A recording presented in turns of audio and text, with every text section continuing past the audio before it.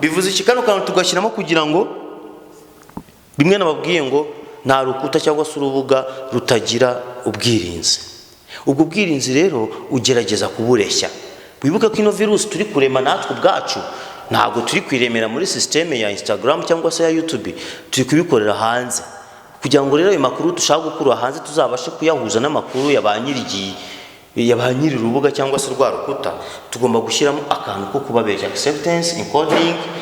G, zip file. Zip ni igihe ufashe file ukazizipinga zari nyinshi zikajya mu kintu kimwe. Ibi byo tuzabireba, ni nabyo bahe Windows yakoze before ya 1999. Mboka turebe noneho cookie ndagaruka kugira ngo ndimba kora dukeya kugira ngo bitaza kubagora cyane. Turebe cookies reka nzireke.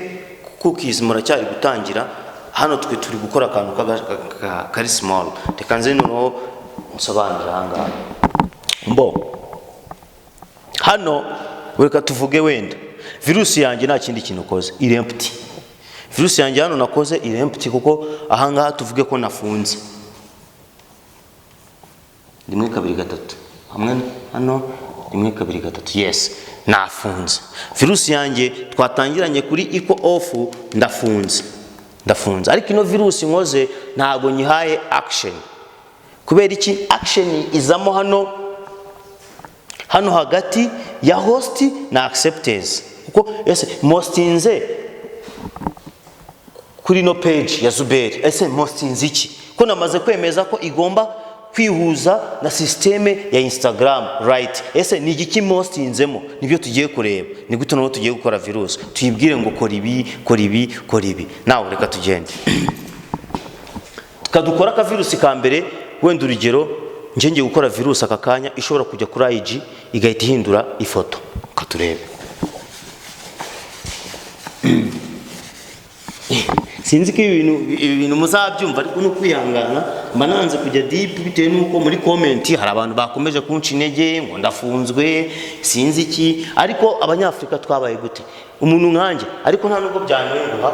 N'umuntu wavumbiye ko isi izenguruka izuba baramumanitse acuramye imyaka 100 iciyemo mubona kubyemera. Ariko nubu nibyo mugenderaho bya wa muntu mwisi umusazi. Nowadays nanjye muri kunyita umusazi, ibi ni ibiki, ngarishwe ngarapfuye ngo urokora mubonye.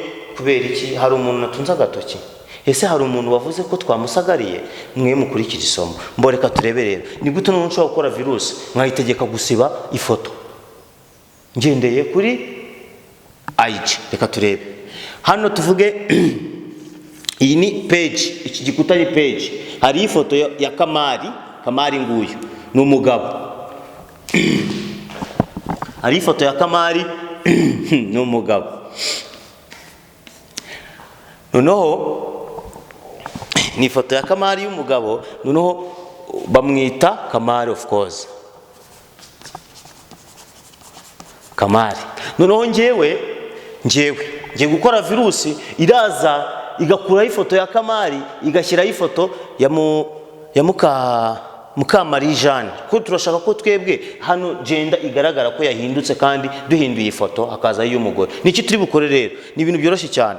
Fata computer yawe ujye ahantu muri biraza kukorohera. Reka nkoreshe ku bantu bakoresha computer. Sometime hari nigiye kuri Rugero Studio mujya munigaho gukoresha ikoranabuhanga, mbibutsa n'ibiganiro yanyujijeho byo kwiga imashini mubikurikirane cyane. Kuko ntabwo mbwira ukuntu ndi kwigisha abantu tumaze imyaka 5-6 twarabashyira ibiganiro by'uburyo bakoresha mudasobwa. Nkaba ndi kukubwira ibintu wahize uvuga ngo ntabwo nzi mudasobwa. Ibintu biriho gutangira gukoresha clavier ukageraho ukora maintenance ya mashini biriho kuri Rugero Studio. Mwibutsa gusubira inyuma mu biganiro mu gihe niba utari kumva ibi ngibi ukabanza ugasubira inyuma none ukazaza kumva nibi ngibi. Reka dukomeze ku bantu bazi mashini. Turafungura Windows plus R kuri keyboard yanyu.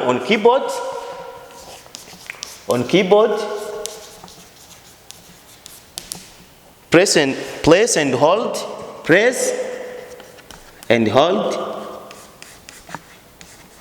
Windows plus R to run WinRun. Ahangaha turadusabye ko hafunguka kuko twe turi gukora ibintu bikubita bibangura.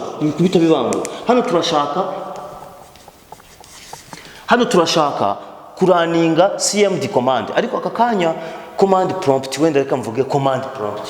Impamvu ngiye mbavuze ngo reka duhere kuri cmd command, hari abo ndi kubibwira bakoresha za terminal, tamax, trojan horse, vmware, virtualbox. It depends n'urwego urimo n'uruhare naho ukora. Ngiye ku bantu ba beginning. Reka turebe rero, numara kuri keyboard yawe uzareba ahantu hari inyuguti ya wa, ariko ntago ari wa imwe kuri yo mu mabuto, hari ahantu hari akadarapo. Ahantu hari akadarapo niko bita Windows. Noneho ugomba gu press and hold, uzagakoraho ukore no ku nyuguti ya ra, kugira ngo ufungure akandi ka Windows kitwa WinRun, kagufasha kugera ku makuru byose, mbese twabyita nka shortcut. Ikindi dukoramo ni kirero hano uzahita wandikamo ijambo cmd,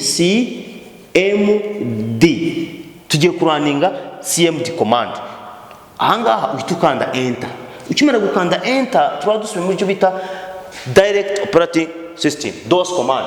Tugiyemo hasi noneho deep, tugiye kwinjira muri computer indani, ariko nta kindi kintu tubikorera kubera ko ntago twari kubasha guperforminga cya gikorwa cyacu cyo guhindura ifoto hano twifashishije ya IG, tudakoresheje bimwe mu bifite ubushobozi bwo guperforminga igikorwa kuri mudasobwa.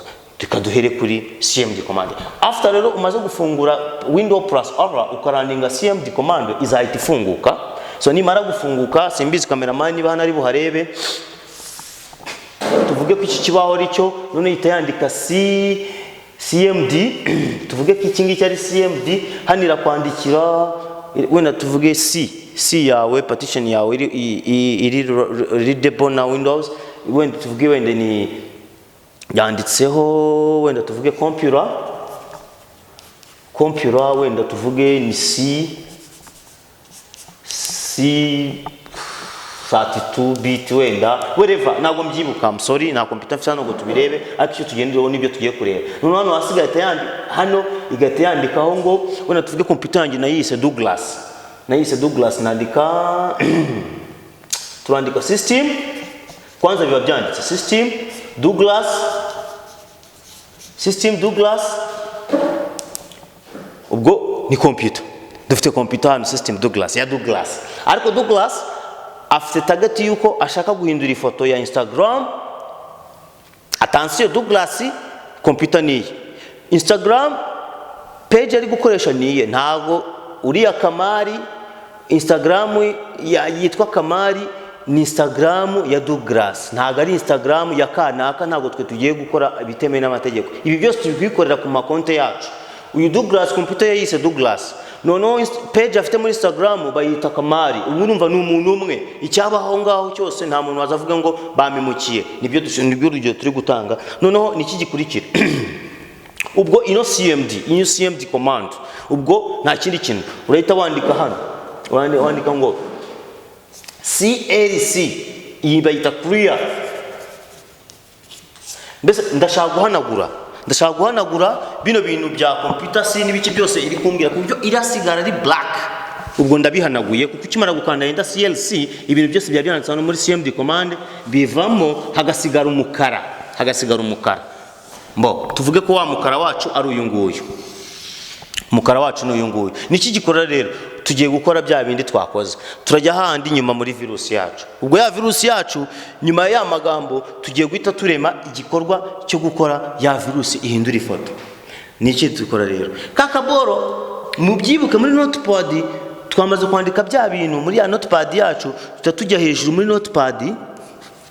notepad hejuru muri settings zayo, tujya muri save, kuko tugiye gusavinga bya bintu twakoze. Twabisavinze bidafite action bigiye gutanga, ariko action nago yareberamo hariya, nundi action iberamo hano muri command prompt. Reka turebere niki tugiye gukubyo bita compiler, cyo kubanza tuyisavinge as xe ni ikintu kiri webum, abantu bazi ibintu bariko barabyumva. none ka tuyisavinge, kimara kuyisavinga ndayita, kuko nubundi style igiye kuza kwa Kamari, ndayita iraba save as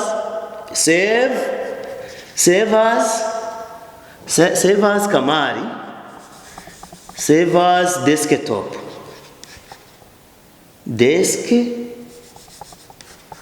desktop. Nyisevinze kuri desktop ku izina ryitwa Kamari. Yes, Kamari. Nuwango ya virus yacu twaremeye muri notepad nyisevinze kuri desktop ya mashini yanjye nyisizina Kamari. Irihura neza na ya username nkoresha kuri Instagram. Noneho ngiye kuyihamagara namaze kuyisevinga kuri desktop mu izina rya Kamari. Noneho ngiye muri CMD command yacu noneho nyihamagare. Ndakora iki rero? Ndafungura ya CMD ubwo still muri ya CMD yacu ririmo ubwo kuri ahantu hambere habanza baraga slash kameze kugera ku gatikinga gategereje ko wandika karakusaba iki rero uhita wandika CD ijambo CD desktop CD desktop hano ni mongo direct command oya ni command director tutabicuritse command director nuvuga ngo ngewe negetse ngo CMD yanjye negetse ngo ngiye gukorera kuri desktop. Yes, ubundi havuyeho timer help n'ibindi bisi muri CMD. Ubundi iyi nicyo kintu cya mbere umuntu wese ugeze muri university ugikandagiramo nicyo kintu cya mbere bakabanje kukubaza kugira ngo tumenye niba mu Rwanda rw'imyaka 20 tuba dufite pen testing. Apana bya bininjya mbona ngo umuntu nguri nyoza ngo mukorana buhanga ngo nuko ngo afashe rutemikirere akagirwa atamasingi kujya gushaka ubumenyi. Still muri bwa bumenyi buri mu bitabo tubifite hano. How comes mukoresha ibintu mufite kwanza before kujya gushaka ibintu ibyo tutaza tukoresha ibihari kujya kuzana makuru hariya adahuye n'igihugu cyacu. I'm sorry mbanza mvuga akantu munota umwe ndabinenze kandi kwitanye n'igitekerezo cyanjye. Abantu bajya kwiga hanze mukajya kwiga